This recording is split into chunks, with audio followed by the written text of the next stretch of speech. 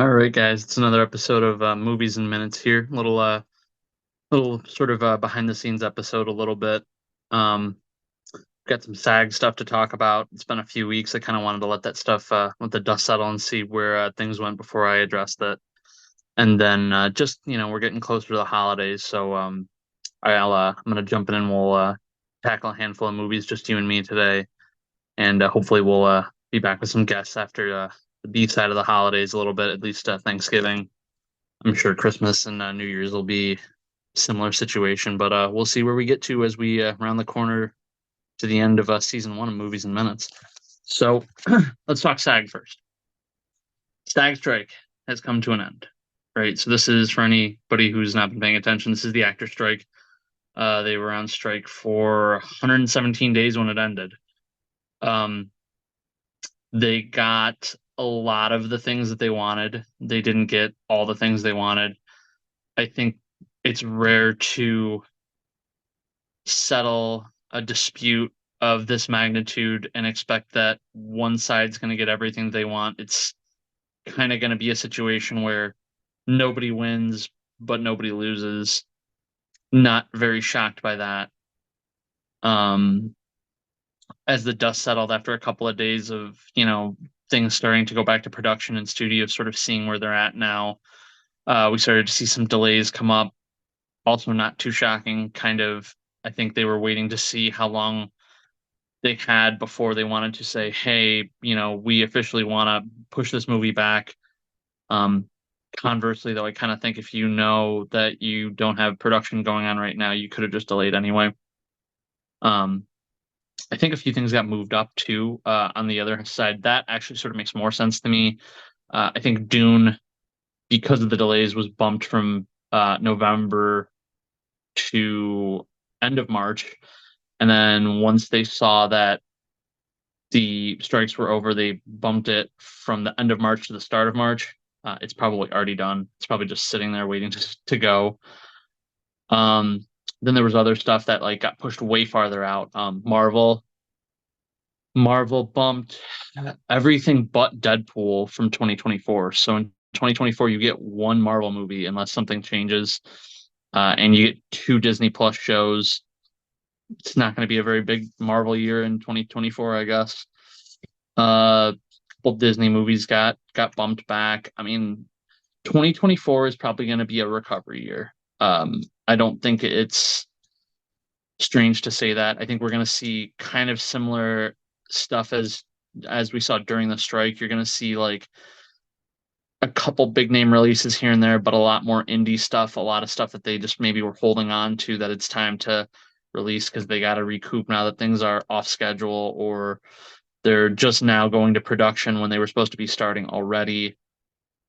You'll probably still see weird truncated TV seasons since strike ending early November, when your TV seasons were all supposed to start in September, means they're going to either not air until next year or not at all. They'll get bumped. So those are just all things to keep in mind when you're trying to see how these things affect your daily life. I would maybe give those indie movies a second glance, especially if you've got a lot less big blockbusters coming out. You guys know me. I'm a big proponent for the theater. I'm always going to tell you to go see something. So, you got the holidays around the corner. Lots of people like to go see things. Holiday season. We've got some stuff that we'll be talking about in future episodes, but you got things coming up that are, ripe for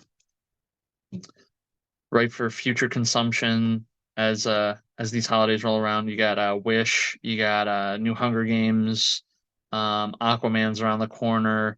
The Marvels is in theaters, which we'll talk about a little bit later. So, I mean, there's lots of stuff to see. It's just a matter of what do you want to see. So, as always, even when I have guests on, I always want you guys to engage with me if you've got things that are on your mind movie wise, things that you're interested in seeing. Well, tell me about the things that you don't want to see. I'm here for it all, right? So, that's what the comment section is for.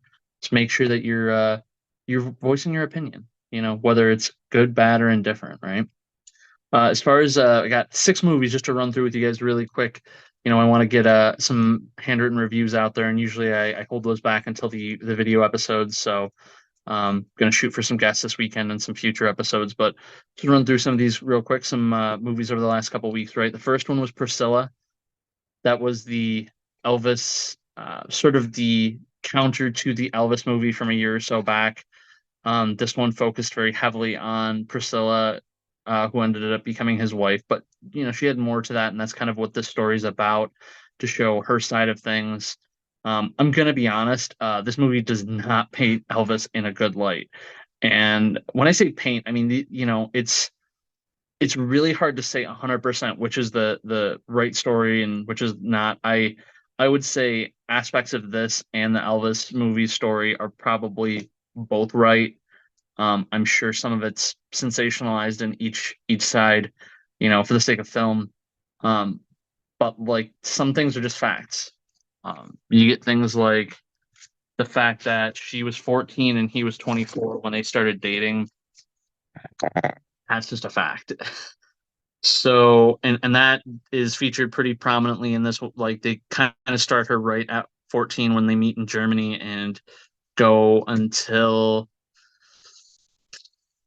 uh mid mid 20s, early 30s, at whatever point she divorces him.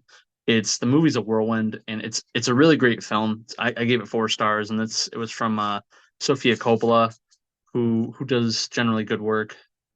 I don't think that this one is theater viewing necessarily. Nothing about it like screamed to me like I needed to see this on the big screen.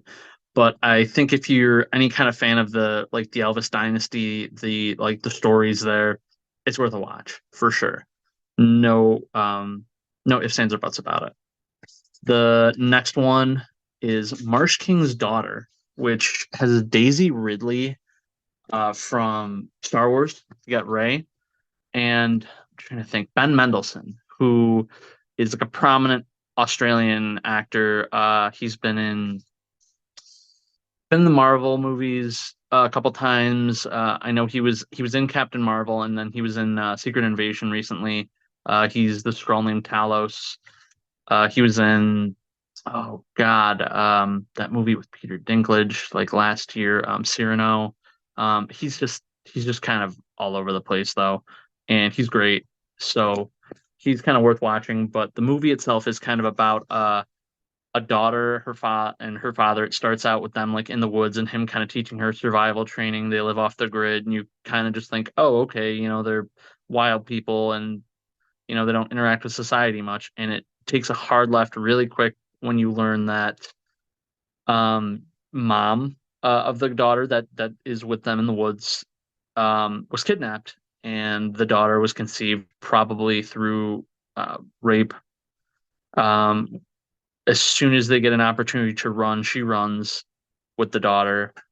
Dad tries to track them down, and then it kind of flashes forward to Dad's been in jail for, 20 years. Daisy Ridley's trying to kind of live her life as her own daughter and husband, and is put that entire life behind her until Dad breaks out and is trying to come back around.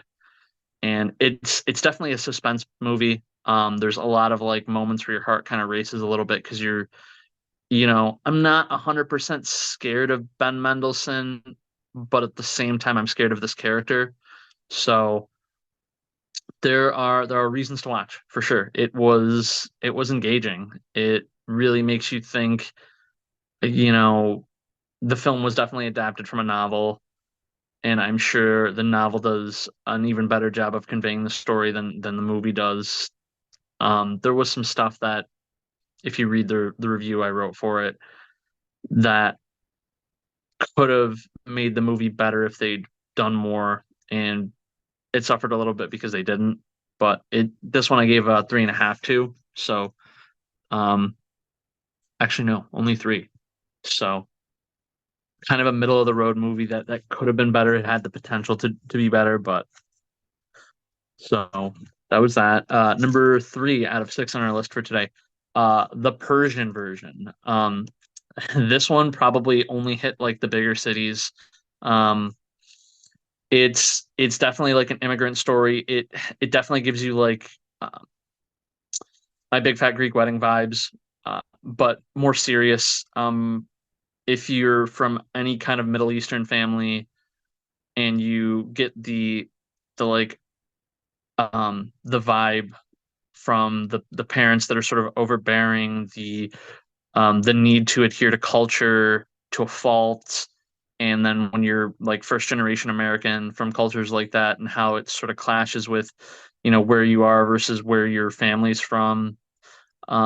That's what this movie's about. It's about the daughter of a Persian family who are like six sons deep and one daughter, and there's a lot of animosity between the daughter and the mother, and life choices and actions. And it's definitely a generational film. We see a little bit of the daughter's life, her mother's life, and her grandmother's life. And I mean, they're all featured in the film.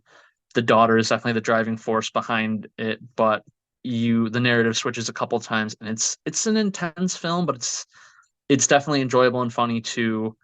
There's a lot of layers to it. I definitely recommend it. As somebody who has a similar background being Pakistani, it resonated with me for sure. And even if you're not Middle Eastern, I'm sure there are other cultures that can give you this similar feeling. Asian cultures, um, any ones where families have a hard time breaking from the past for the future. So this one I give 4 stars too. It was definitely enjoyable. Again, same with Marsh King's Daughter and this though. Nothing, real required in terms of theater viewing. You could watch this at home or whenever it hits streaming service. And you know, I hate that I'm meeting you guys in the middle on this one because I want you to go to the theater and watch stuff, but I gotta be a realist too, and I can't sell you on something that I don't believe in myself. So something like this you could watch at home and enjoy just as much as you could in the theater without having to spend the money if you catch it on streaming. The next one, which I saw about 2 weeks ago, I think it just hit the actual theaters Friday though, was Next Goal Wins. This one I think is going to be maybe a little bit more known to people. It's a Taika Waititi movie.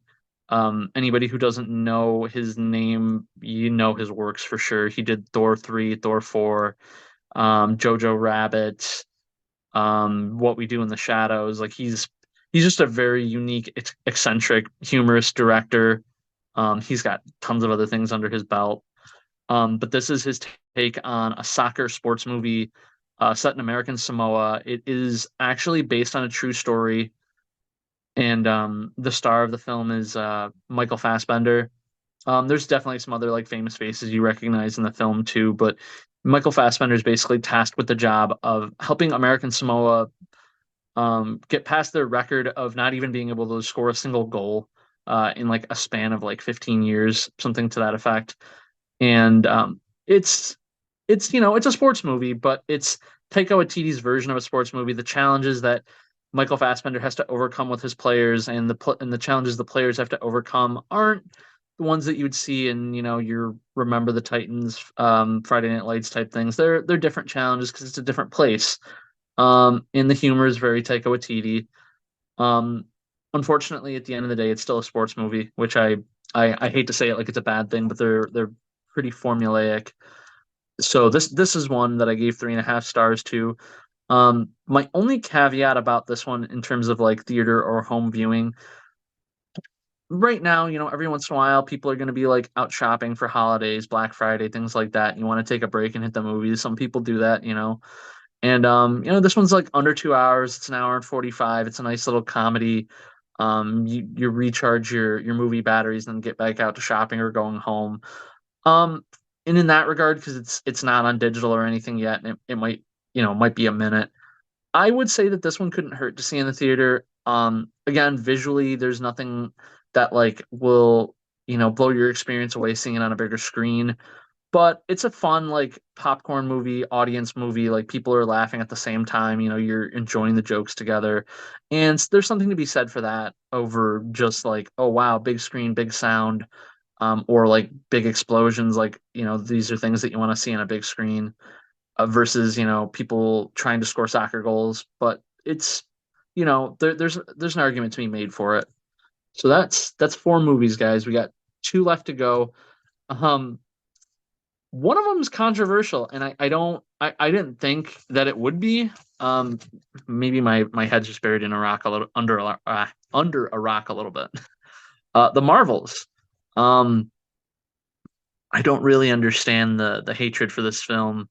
I've read the comments on both sides. I see the people that say um, Marvel doesn't know how to put out quality anymore, and then I see the people that say they loved it.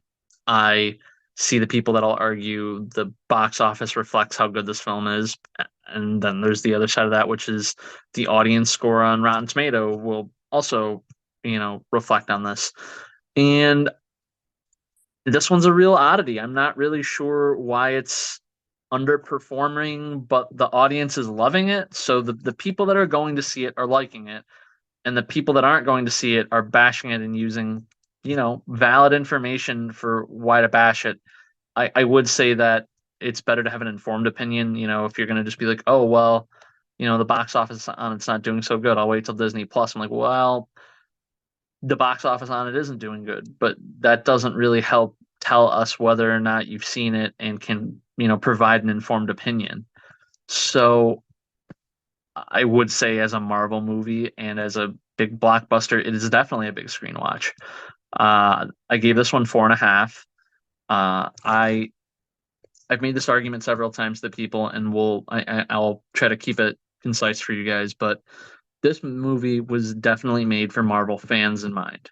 And when I say that, I mean you watch all the content. You're watching the movies, you're watching the shows, you're watching the specials on Disney Plus, whatever. The Marvels ties together so many threads from past and present, and keys things up for the future. So my only guess is that the people that are not liking this movie fall under two categories. They're either listening to other people who say they don't like it and haven't formed their own opinion, or they've watched it and because they're not up on all the other content, it's confusing to them. Some people might say, hey, I don't, I want to be able to have this content accessible to me regardless of if I watch, the Disney Plus shows or this or that. And sometimes I would agree. If it was a brand new, first film like The Eternals or something, it should be accessible to anybody without much prior knowledge. But Kevin Feige, Disney, and Marvel made a promise to fans some time ago. And this movie, in a way, is them keeping that promise. They sold us on Disney Plus and on other ancillary content and said, hey, if you watch these things, everything will be connected.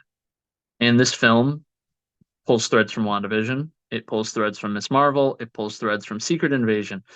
It pulls threads from Captain Marvel, Endgame, past films that may be related to other companies that I don't want to say to spoil things for those who haven't watched it yet. But it does it. It does the thing that they promised us, and it shows us that all these things are connected, and that if we watch them all, we'll be rewarded with, continuity, crossover, knowing that watching one thing may come up in another thing. And we can't always expect everything to be accessible to everyone.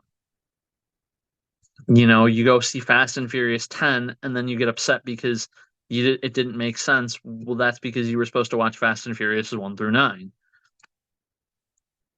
The Marvels is no exception. And as somebody who loves Marvel and most of the content they put out, I stand behind my 4.5. And I'm happy to discourse with anybody who has a different opinion, not because I think I can change their mind, but I'm happy to have a conversation with anybody about these things. And I respect if you watched the film and didn't like it, and I have less respect for you if you just don't like it and you're spouting off an opinion without having watched it to back it up. But I'd still discourse with you. So just keep that in mind. Of the ones that we're going to talk about today, this is probably the only one that I 100% say to go to the box office for. This isn't me trying to save their box office numbers, because where they're at, they probably won't break even. And me and whatever say people like I have that may convince a few people to go isn't going to change anything. This is just me unbiasedly telling you that one will have a much better viewing experience on a bigger screen than a smaller screen. That's that's all I can say about it. We got one last movie to talk about. Um, this one, this one, I also I kind of feel like should be the more controversial of the movies that we talk about today. Not because it's actually controversial. I mean, I don't think Captain Marvel was actually, or the Marvels was actually controversial, but um, it its controversy. The reasons for its controversy make more sense than the reasons that the Marvels has been controversial. It's Journey to Bethlehem.